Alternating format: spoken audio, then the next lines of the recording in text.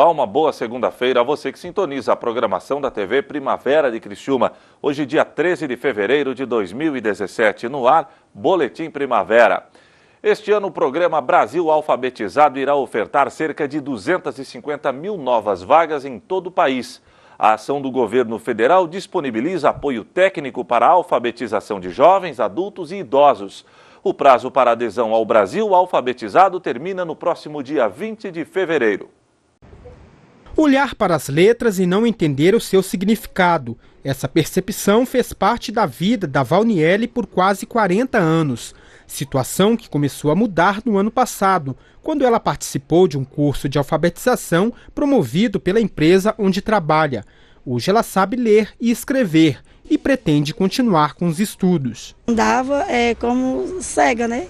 Que não enxergava nada, porque não sabia ler, não sabia escrever nem nada. Então é uma coisa assim maravilhosa e me veio aquela vontade assim de continuar. Segundo o IBGE, no Brasil são mais de 12 milhões de pessoas com mais de 15 anos que não são alfabetizadas. Esse número representa 8% da população nessa faixa de idade. Para mudar esse quadro, o governo federal oferece apoio técnico e financeiro aos estados e municípios por meio do programa Brasil Alfabetizado.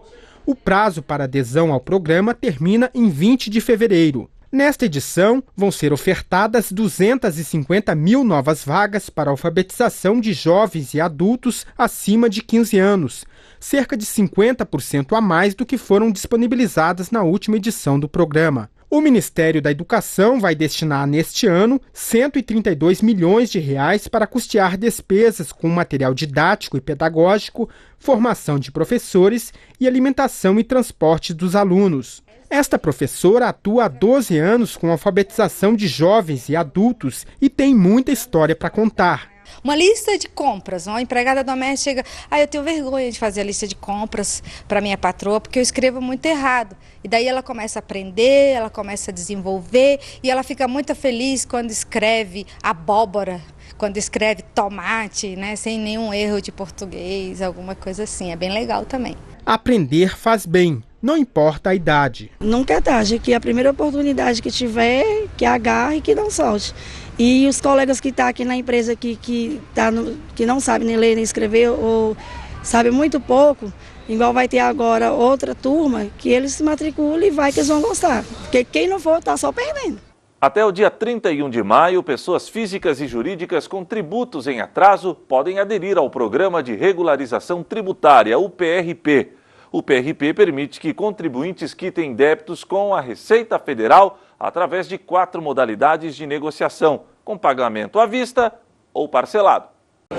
O programa é um socorro para quem tem dívidas com o fisco, como Anderson Aldi. Ele tem um débito com a Receita Federal de R$30 mil e veio negociar um parcelamento. Depois da conversa, saiu sorrindo. Vai pagar a dívida em 101 parcelas escalonadas. Ficou muito bom para o meu orçamento e eu vou conseguir quitar minha dívida. Anderson parcelou a dívida por meio do Programa de Regularização Tributária, o PRT, que acaba de ser regulamentado pela Receita Federal. Pessoas físicas e jurídicas com tributos em atraso, vencidos até 30 de novembro de 2016, podem quitar os débitos.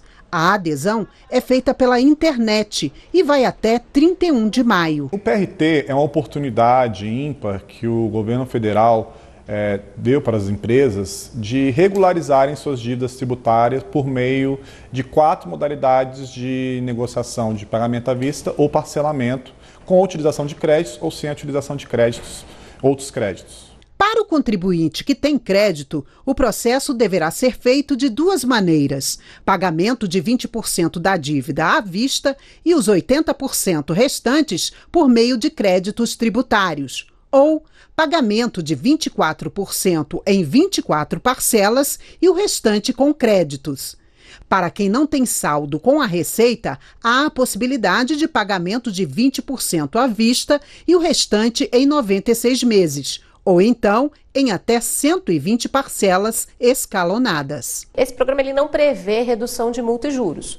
Ele prevê o desconto de créditos para quem tem créditos E prevê um parcelamento estendido. Hoje um parcelamento normal, né, se não fosse considerar que esse parcelamento especial, é em até 60 parcelas, né? Então o governo está dando a possibilidade de fazer em 96 ou em 120 parcelas. Nos 7 primeiros dias de funcionamento do PRT, 6 mil contribuintes já renegociaram suas dívidas. A estimativa é de que até o final de 2017 a arrecadação efetiva seja de 10 bilhões de reais. Pelas regras, quem deixar de pagar 3 parcelas consecutivas ou 6 alternadas será excluído do programa.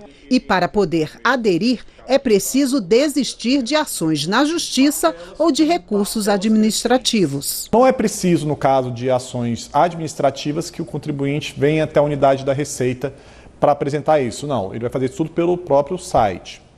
Entretanto, quando se trata de uma ação judicial, aí sim o contribuinte ele terá que previamente, antes de 31 de maio, ir na respectiva vara, apresentar a desistência dessa ação judicial e essa documentação tem que ser entregue na respectiva unidade do contribuinte para que a gente, então, no momento oportuno, inclua esse débito no programa de regularização tributária.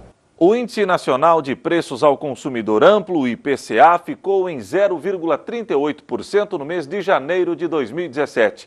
A inflação fecha o ano de 2016 com 6,29%. Esses fatores contribuíram para a queda da redução do preço do tomate, batata inglesa e cebola. Os juros também caíram. A taxa Selic está em 13% ao ano. É o reajuste de preços que determina o ritmo da inflação. No Brasil, o índice oficial é o IPCA, Índice de Preços ao Consumidor Amplo. Para chegar a esse indicador, o IBGE analisa 9 tipos diferentes de despesas. Os alimentos têm um peso muito grande, essa é a primeira grande despesa de uma família, né? Transporte, educação, o próprio custo com a manutenção da habitação, da moradia, enfim.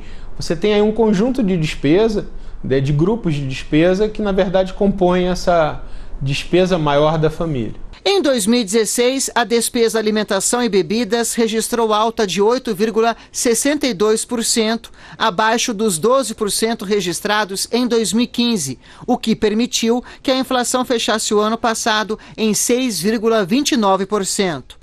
Contribuíram para a queda os preços do tomate, da batata inglesa e da cebola. No supermercado dá para olhar que assim, até o feijão deu uma diminuída.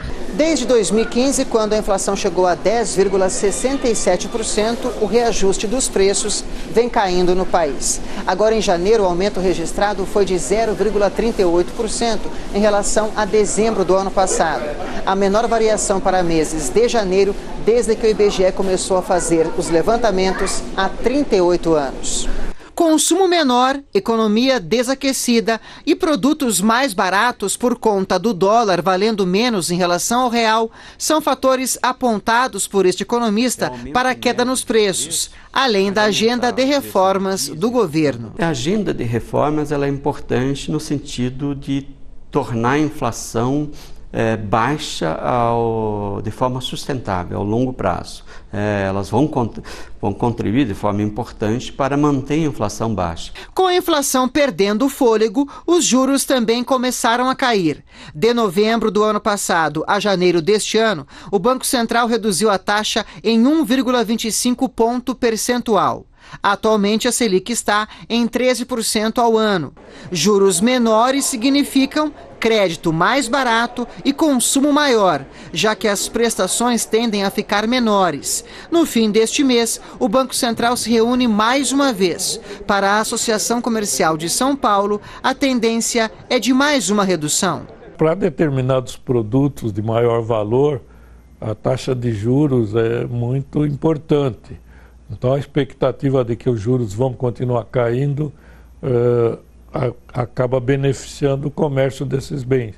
E a queda da inflação é importante para os setores como supermercados e bens de menor valor, porque significa menor pressão sobre a renda do consumidor. Então, a expectativa do comércio é que, a partir do segundo semestre, já se possa começar a crescer muito lentamente as vendas. Está havendo uma série de mudanças importantes, uma inflexão positiva na economia brasileira e que acreditamos que nós devemos deixar isso consolidar-se para aí sim analisar o crescimento do PIB. PIB no final de 17, comparado com 16, teremos aí um crescimento de 2% durante o correr do ano. É muito importante isso, porque elimina o efeito estatístico de estarmos saindo de uma base baixa. Portanto, o país sim já está numa trajetória de crescimento e vai crescer bem esse ano. E o Boletim Primavera fica por aqui. Mais notícias a qualquer momento em nossa programação.